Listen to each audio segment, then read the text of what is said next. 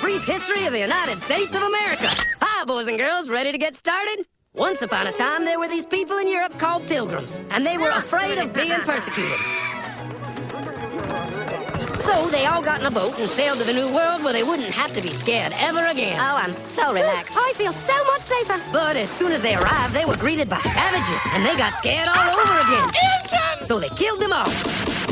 Now, you'd think wiping out a race of people would calm them down, but no. Instead, they started getting frightened of each other. Witch! So they burned witches.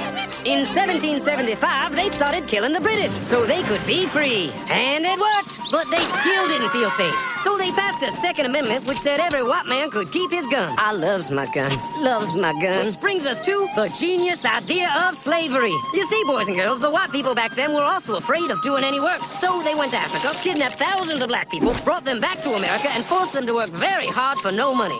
And I don't mean no money like I work at Walmart and make no money. I mean $0. Nothing. Not a zip. Doing it that way made the USA the richest country in the world.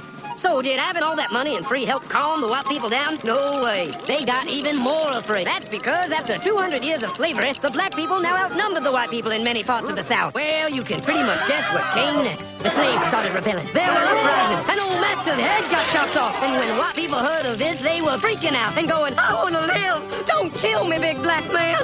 Well, just in the nick of time came Samuel Colt, who in 1836 invented the first weapon ever that could be fired over and over without having to reload. And all the southern whites were like, yeah! But it was too late. The North soon won the Civil War and the slaves were freed. Yep, they were free now to go chop all the old masters' heads off. And everybody was like, oh no, we're gonna die. But the freed slaves took no revenge. They just wanted to live in peace. But you couldn't convince the white people of this. So they formed the Ku Klux Klan. And in 1871, the same year the Klan became an illegal terrorist organization, another group was founded, the National Rifle Association. Soon politicians passed one of the first gun laws, making it illegal for any black person to own one.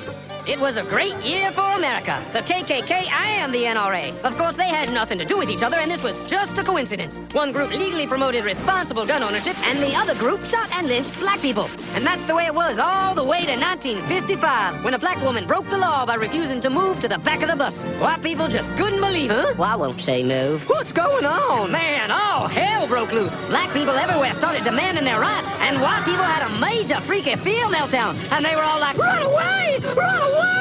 And they did. They all ran fleeing to the suburbs where it was all white and safe and clean. And they went out and bought 250 million guns and put locks on the doors, alarms in the houses, and gates around the neighborhoods. And finally, they were all safe and secure and snug as a bug.